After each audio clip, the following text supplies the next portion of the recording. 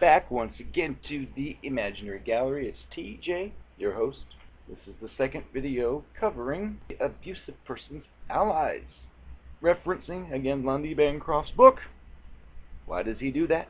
Inside the minds of angry and controlling people. There's a question. How come so many people side with this abusive person? The list of people an abuser can potentially persuade to act as its agents, or flying monkeys, is a long one.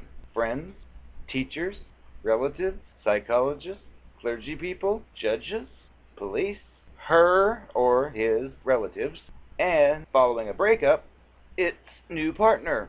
Next, he wants you to take a look at several of the people from the abused target's perspective, examining both how the abusive person recruits them and why they're willing to help this creature.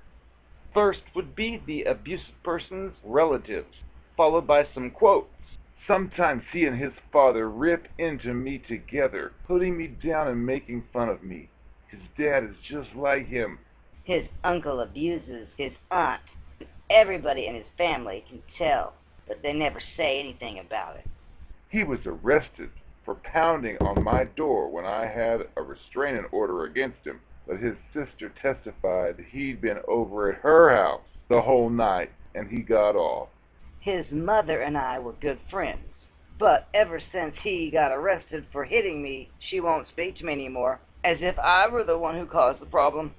Now, as these statements by partners of Bancroft's clients illustrate, one fundamental dynamic has changed little despite 3 decades of progress in social attitudes towards abuse. No one wants to believe that his or her own son, brother, or sister is an abusive person. Parents don't want the finger pointed at them, so they say, well, our child wouldn't abuse his or her partner. You're crazy. We brought him or her up right. Allegations of abuse by the son can draw uncomfortable attention to the dynamics of the previous generation. Abusive people are 3 times more likely than non-abusive people to come from homes in which the father or the stepfather abused the mother. And if the father or stepfather is abusive, he shares the son's entitled attitudes and victim-blaming tendencies. Family loyalty and collective denial of family problems are powerful binding agents. The abusive person shapes its relatives' views of the partner over a period of years. They potentially have seen this abusive person with their own eyes, how it may overreact to certain things that it does in public. Because with no idea of what he or she's been doing to her behind closed doors, they can't accurately judge her behavior. So they oppose abuse in the abstract, but they fight fiercely for the abusive person when it's their son or daughter, the abused person's relatives and friends. Now, as if the support an abusive person receives from its own relatives wasn't bad enough, Bancroft says that he keeps encountering cases where the target's relatives also come to the abusive person's aid. At a conference he spoke at recently, a lawyer stood up to ask, why is it that some of my clients find themselves in situations where their own families are helping the abusive person to win the custody battle? Every family has tensions within it, and abusive people use their manipulative skills to take advantage of these rifts. In one case, for example, an abusive person named Ian heard that his ex-wife Tina had fallen out with her parents because they were upset that she'd stopped attending church. Ian made a point of starting to make a regular appearance at Sunday services, and one day found his way to, by coincidence only, sit near Tina's relatives. He engaged them in a conversation about his concerns about Tina's loss of faith, and how terrible he felt that Tina wasn't going to give their children the benefits of a consistent church attendance. He also slipped in a few assertions that he knew would bring to mind the kind of person who skips services, saying, our kids tell me she's been drinking a lot lately and bringing a lot of different men home around the house. Pretty soon, a minor tiff had turned into a gigantic one. It is uncomfortable for the lady to tell her family the details of her partner's abuse. She may feel ashamed, and she wants to avoid hearing them ask, well then, why are you with such a person? but the abusive person can take advantage of how much the family doesn't know. It's careful not to create the impression that it's bad-mouthing her, or him, while subtly planting the poisonous seeds. It might say, for example, "She's telling people now that I was abusive to her. Can you believe that? And that really hurts me. It's gotten so I don't want to show my face in certain places because of the terrible things she's saying. I'm not keeping any secrets. I'll tell you right out that yes, I did slap her one day, which I know was wrong. She has this thing about saying that my mother is a whore because she's been divorced twice. And that really gets to me, but I know I should have handled it differently." That's a pity play. Now when this creature leaves, the parents find themselves ruminating. Gee, she didn't mention anything about insulting his mother in that incident. That makes all this a little bit different. She can have quite a mouth on her. I've noticed that personally. He shouldn't slap her, but he's obviously feeling guilty about it now. And he's willing to admit that it's partly his fault, while she blames it all on him. She does that in conflicts with us sometimes. She doesn't realize that it takes two to tango. Now, the part about the abusive person saying that the lady called his mother a whore takes us into cluster B territory. Because remember, this is not a book about cluster Bs, but it happens to overlap with the abusive people. In this case, the girl may never have even said that about the mother, but, as Bancroft says, with many of his clients, they make up stories to cover up their worst incidents. But whether or not it's telling the truth is almost beside the point. It's playing to the societal value, which is still widely held, that a man's abuse towards a lady is significantly less serious if she has behaved rudely herself.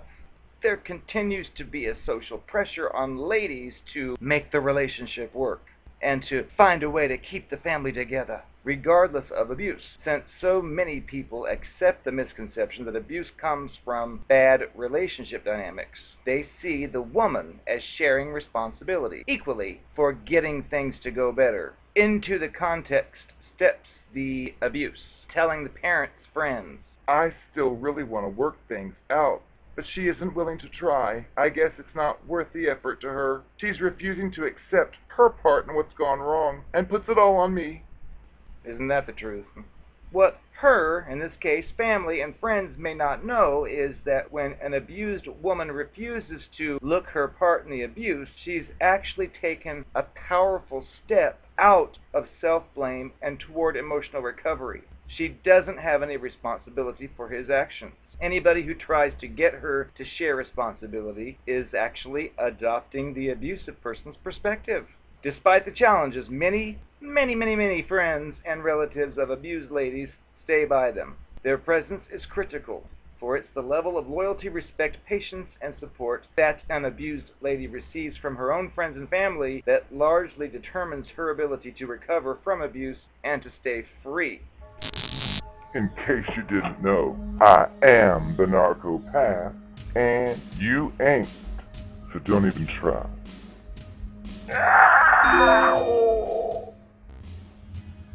Oh God.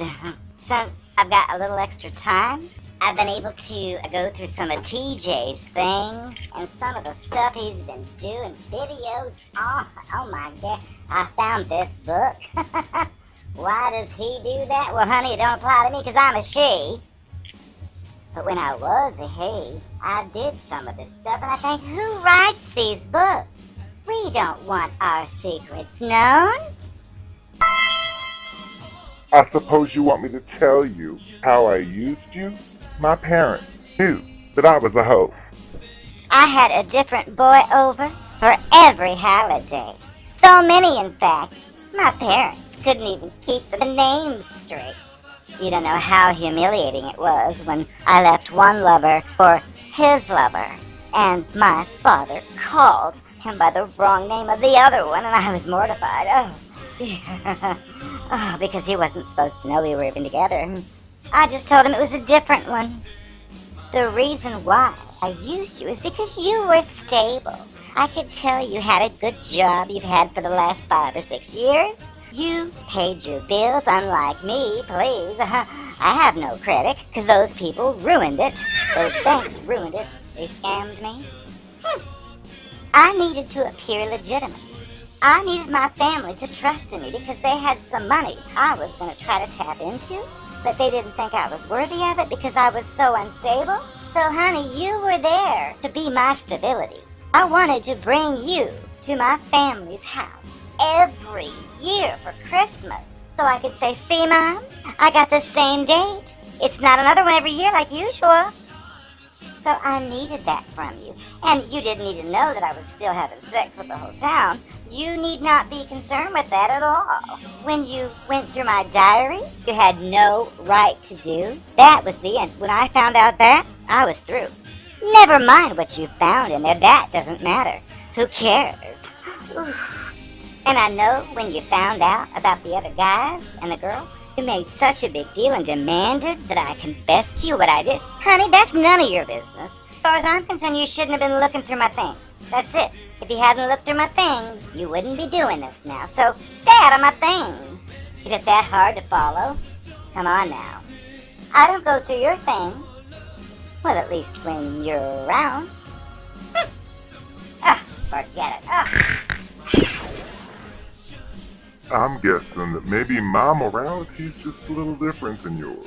For example, in my life, if I have a partner and my partner's away and another partner's waiting, I figure as long as partner number one never knows about partner number two, well then I'm free to do what I want.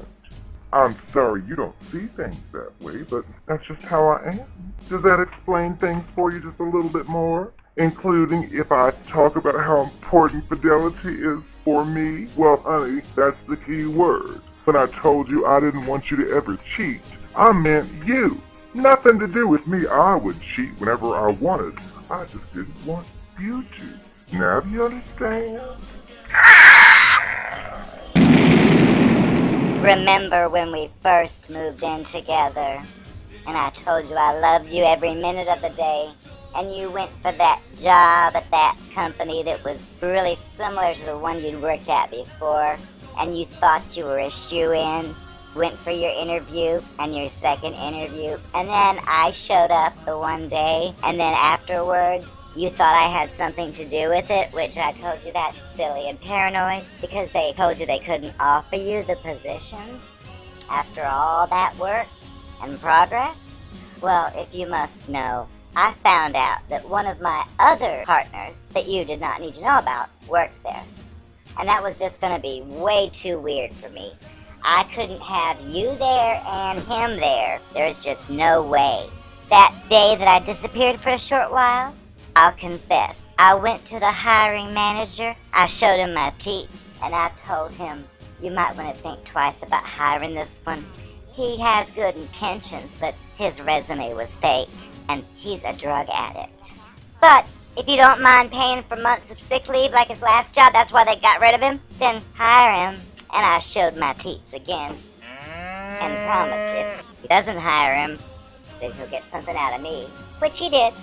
So it was a win-win for me, but that's why that happened, because I know it never made sense to you. Well, now it does.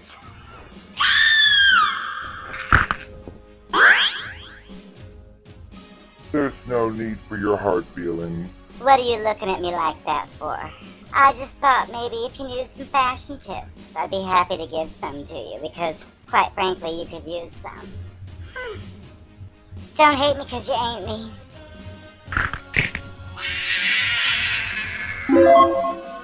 Hi, honey. I know I've said a lot of things I really didn't mean. I was thinking about you lately, wondered if you wanted to get together. I really missed you. And I know you miss me. I know you miss me blind. Yes, you do. Don't you want to kiss me again? Come on. Tell me you don't want to kiss this face.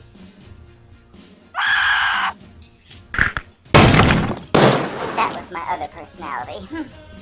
Tell me you don't want to kiss this face. I know you miss me, honey. I know you do.